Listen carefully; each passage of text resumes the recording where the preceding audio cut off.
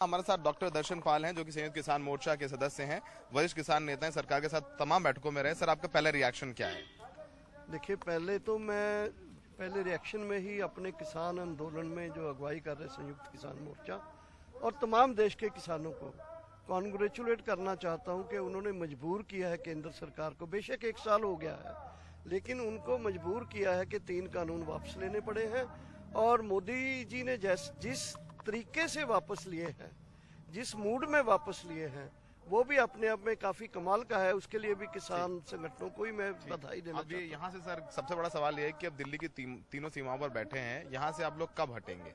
लोग यही सवाल पूछ रहे हैं। देखिए, मैं ये बात क्लियर करना चाहता हूं कि साल से हम यहाँ बैठे हैं।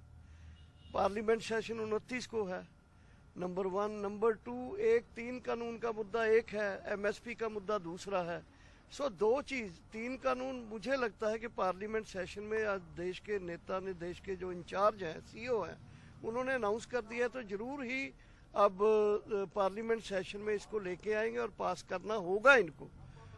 जैसे पिछले समय से लोगों को बेविश्वासी है, फिर भी किसान आंदोलन के लोग तो यहाँ बैठे रहेंगे। 6 बॉर्डर्स के ऊपर हम बैठे रहेंगे। लेकिन साथ ही एमएसपी का मुद्दा, जिसके लिए पूरे देश के किसानों के लिए एक तरह का वो मसला है जिससे खुदकुशियां जुड़ी हुई हैं। तो एमएसपी के मसले को लेकर भी हम संयुक्त किसान मोर्चे में बात करेंगे अभी।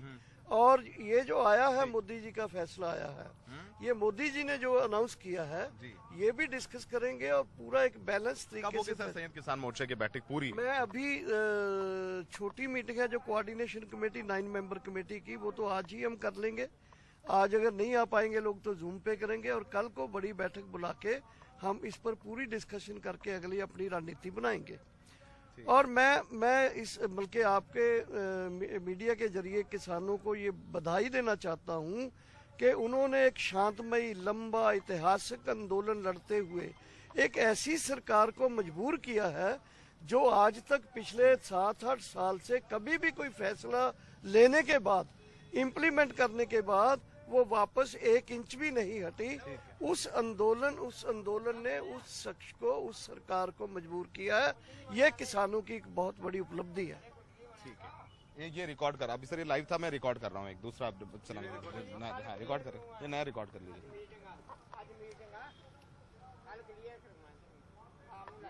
हमें इस वक्त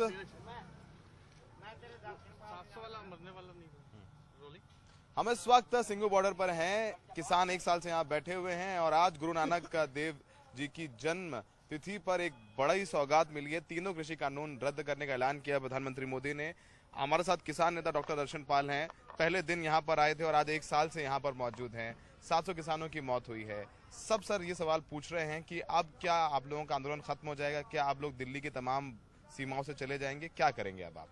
देखिए, मैं गुरु नानक देव जी की जयंती है, बहुत पवित्र दिवस है आज, और इस दिवस के ऊपर किसान आंदोलन ने कुछ प्राप्त किया है।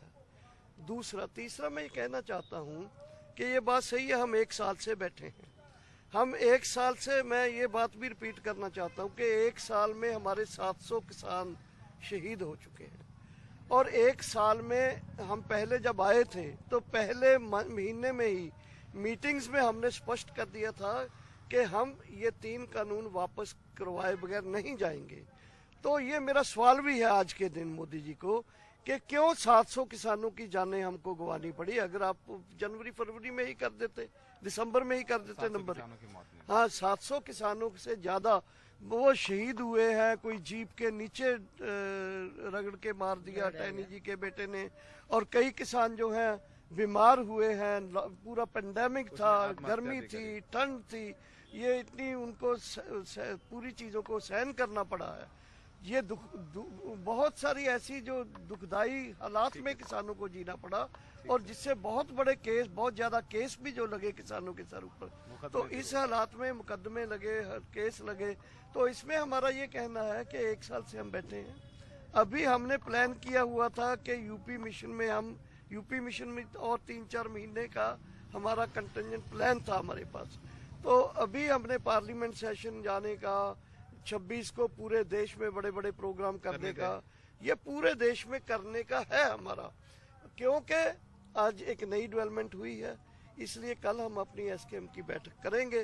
पूरे इस बैकग्राउंड में हम आगे आंदोलन को कितना, किस तरफ, ले जाएंगे, कब ले जाना है, इसका डिसीजन करेंगे। तो यानी फिलहाल आज या एक दो दिन में आप लोग दिल्ली की सीमाओं से नहीं जा रहे हैं वापस? नहीं, बिल्कुल नहीं। मुझे नहीं लगता ऐसा कोई भी सादा आंदोलनकारी या नेता सोचता है, ऐसी बात नहीं है।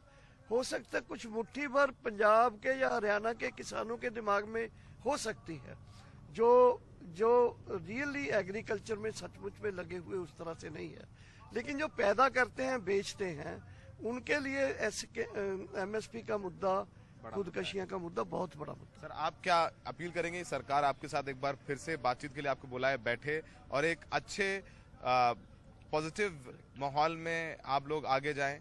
देखिए, मोदी जी ने एक ऐलान किया है, पार्लियामेंट में जाके इसका ऊपर रेजोल्यूशन पास होगा।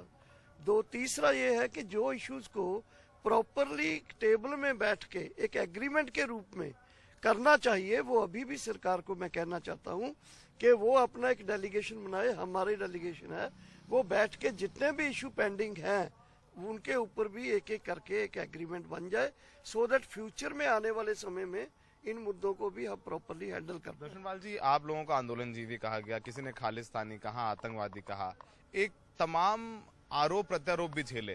दिल्ली की ठंड, बरसात, गर्मी तो झेली, पर ये आरोप, ये कलंक भी झेलने पड़े। लेकिन आज तीनों कानून रद्द करने पड़े उन्हीं लोगों को जिन्होंने ये आरोप आप पर लगाए थे। देखिए, मैं ये कहना चाहता हूँ कि जब भी संघर्ष, लोगों ने, मतलब प्रधानमंत्री मोदी ने नहीं, लेकिन अमित मालवीय जैसे लोगों ने, जो उनकी पार्टी के लोग हैं, उन्होंने ऐसे आरोप लगाए आप पर। हाँ, जिन्होंने भी, उनके आईटी सेल ने लगाए, उनके बहुत सारे स्पोक्समैन ने। पंजाब में आज भी जो बीजेपी के लोग हैं, जब भी किसी इंटरव्यू में आते हैं, वो मेरा नाम डायरेक्ट लेते हैं कि ये लोग समझौता नहीं होने देते, दर्शनपाल जैसे लोग। लेकिन मैं ये बात कहना चाहता हूँ, एकदम लॉजिकली आर्गूमेंट के बेसिस के ऊपर हमने चीज़ों को डिस्कस किया है और ऑलवेज ये कहा है कि अगर हम ठीक नहीं हैं तब आइए पूरा डिस्कस कीजिए, बहस कीजिए। लेकिन मेरा ये कहना है कि जितने भी आरोप लगे हैं, हमने उनको, आज जो ऐलान हुआ है वो तमाम चीज़ें वॉश आउट हुई हैं। उन चीज़ों उनको वापस लेनी चाहिए और ये मानना चाहिए। जैसे मैं तो फिर कहना चाहता हूँ कि मोदी जी ने जिस मूड में, जिस रिपेंटेंस से, माफ़ी मांगते हुए वापस लिए हैं कानून और कहा है कि हम दिए जैसी रोशनी के चलते हुए भी किसानों को ये नहीं समझा पाए हैं, तो ये उन्होंने अपनी एक तरह की नालायकी मान ली है, अपनी ignorance to how to convince the people, इसके ऊपर तो कम से कम उन्होंने मान लिया है। तो ये जो सेल्फ क्रिटिसिज्म किया है, ये जहां मैं कहना चाहता हूँ कि उनकी अच्छी बात है कि उन्होंने एटलीस्ट अपनी स्वय पड़चोल तो की, और इस स्वय पड़चोल करने के लिए एक ताकतवर आंदोलन लड़ने वाले किसानों को मैं धन्यवाद देता हूँ, कॉन्ग्रेचुलेट करता हूँ। आखिरी सवाल, 29 तारीख को जो पार्लियामेंट आप लोगों का मार्च होना है, क्या वो फिलहाल, अभी कल बैठक में तय करेंगे, लेकिन फिलहाल क्या वो भी ऑन है या होगा?